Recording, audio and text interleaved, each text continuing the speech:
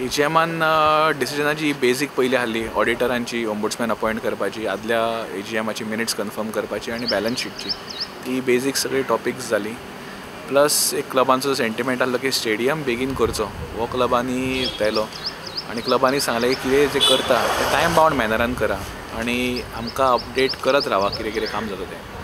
Last एजीएमान तुमकां खबर आसतलें की क्लबांनी सांगलें कन्फर्मूय केल्लें की धारगळ स्टेडियम जावचो म्हणून. तेच्या खातीर हांवें एजीएम मागीर बायटूय दिल्ली की क्लबांचो हो सेंटिमेंट आसा म्हणून. तशेंच मावळिंग्या हांगासरूय स्पोर्ट्स इन्फ्रास्ट्रक्चर जावचें बऱ्या रितीचें, कित्याक तो आमचोच जागो आहा म्हणून. सो दोनूय कडेन आमी प्रयत्न करतले, दोनूय कडेन ट्राय करतले इन्फ्रास्ट्रक्चर करपाक. सो बिचली तुमची आसलीच जागा धारगळ करपाची अशी धारगळे आमकां तुमी जाणा आसतले की आयज आमच्या वांगडा ना मनोहर पर्रीकर. तेंचें एक स्वप्न आहलें की स्पोर्ट्स सिटी जावची म्हणून आनी तेंच्या स्वप्नाच्या हितूर आमकां त्यांनी त्या टायमार जागो दिल्लो की स्टेडियम हांगा जावचो. बिकॉज थंयसर इतल्यो आयज फॅसिलिटी आहा, इतलो इन्फ्रास्ट्रक्चर डेवलप जालेलो आहा, एअरपोर्ट्स आहा, हॉटेल्स येवपाचे आहा, त्या खातीर तेणी आमकां तो चिंतून जागो दिल्लो.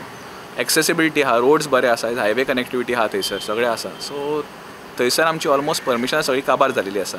काम करपाचें उरलां. लास्ट टायमूय क्लबांनी तेच सांगलें की फुडें सरा म्हणून तुमी. काही कारणां खातीर आमचें काम उरलें, पण आतां म्हाका दिसता टायम येयलेलो आसा की आमी फुडें सरूंक जाय. ओके. आतां पेडणे आतां भोवपाक आसा, मागीर हॉटेल्स येवपाचे आहा, सो अशें क्रावडेड अशें जावचें ना तुमकां अशें?